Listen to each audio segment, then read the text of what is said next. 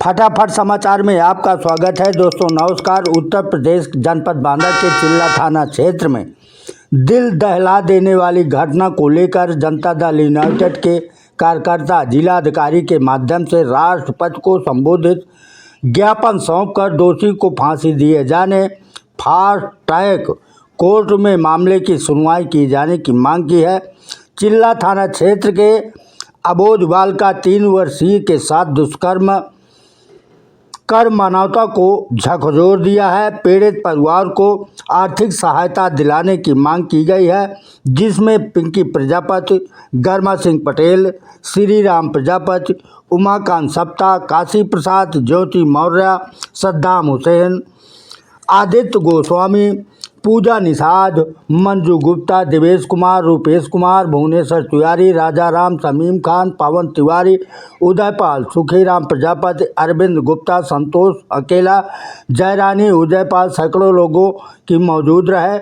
थोड़ी रिक्वेस्ट है कि चैनल में नए हो तो सब्सक्राइब करें, कमेंट करें, लाइक करें, शेयर करना ना भूलें। अब देखिए आगे की पूरी खबर।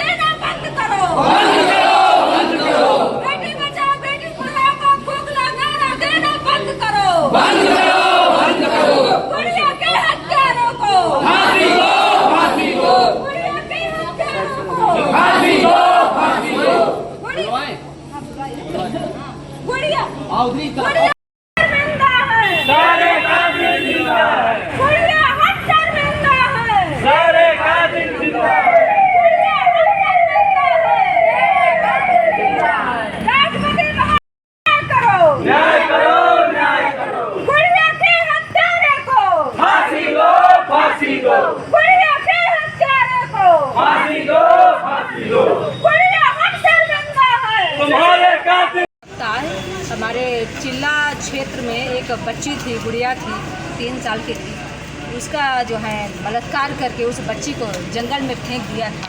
उस घटना के बारे में जब हम लोग सोचते हैं तो एकदम हमारे रूह कांप जाती है। उस बच्ची को निर्वस्त्र फेंक दिया, उस बच्चे की इलाज के दौरान मौत हो गई।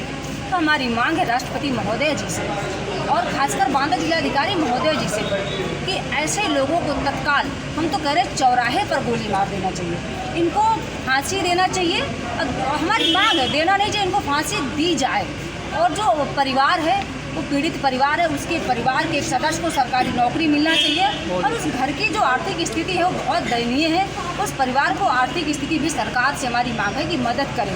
इसलिए हम राष्ट्रपति महोदय जी को संबोधित ज्ञापन दिए जिलाधिकारी महोदय के माध्यम से, क्योंकि जिलाधिकारी महोदय भी एक महिला है और राष्ट्रपति महोदय जी भी हमारे देश की प्रथम नागरिक हैं।